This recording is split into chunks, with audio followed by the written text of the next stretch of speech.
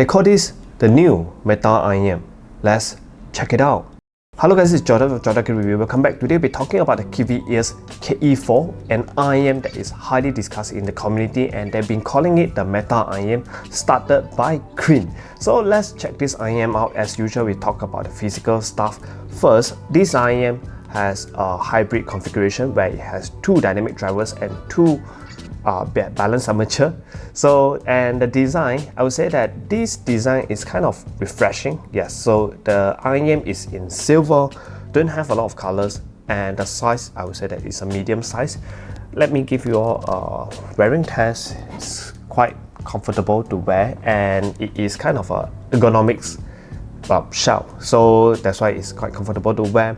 I would say that the only nitpicking thing that I have with the physical stuff is that the cable. So the cable is towards the more rubbery side. So it also might have some issue with tangling as well. So for $199 US, I would hope for a better cable maybe. And also the ear tips. The ear tips is the Kiwiears new ear tip, as in they came out with this ear tip, I guess this year, early this year or something. So this ear tip, why I said that is a proprietary for this IEM, as in it has a mesh on the top, in the ball of the ear tip, where it will kind of tame down the treble, the upper mid-range and lower treble a little bit. So for those of you who have an IEM at home that you don't want to buy a whole new IEM, but sometimes it does spike a little bit, it does give you that a little bit of that sibilance or a little bit of that sharp feeling, sizzling feeling, maybe you can consider on getting one of this set of ear tips. I think it's selling around like $15 or $20 for 3 pairs. Yeah, so maybe you can get something like this to help you tame down the IEM.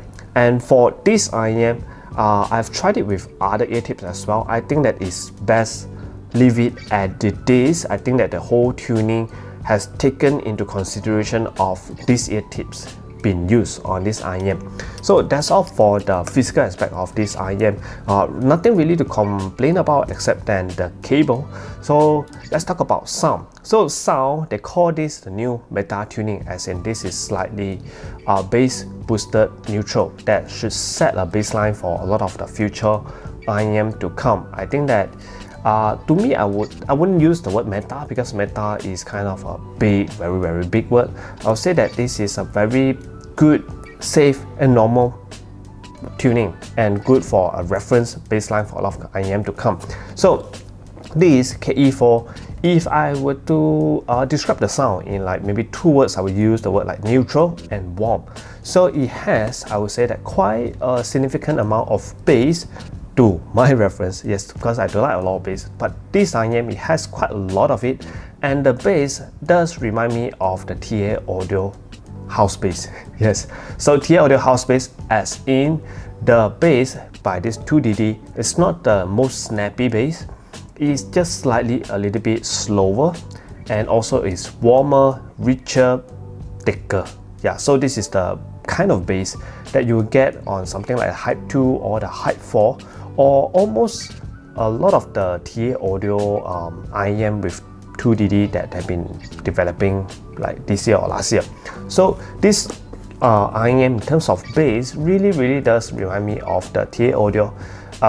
Good and bad. If you want something really snappy, then maybe something like the S12 from Lecture, the 2024 version might be kind of your thing.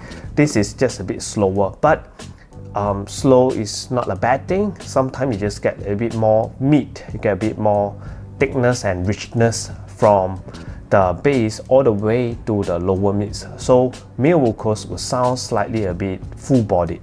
And as for the mids, I think that is still the kind of very clear kind of mids, but with a nitpick of it has slightly a little bit of that BA timbre. So it depends on what songs that you're listening to.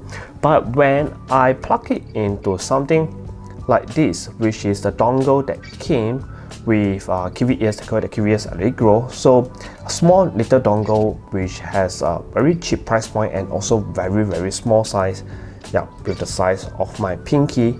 It does help to reduce that BA timbre, metallic timbre, just a little bit, but with the cost of slightly even more warm. So depends on you like warm or you prefer something a little bit more like BA timbre. So see which one is your preference.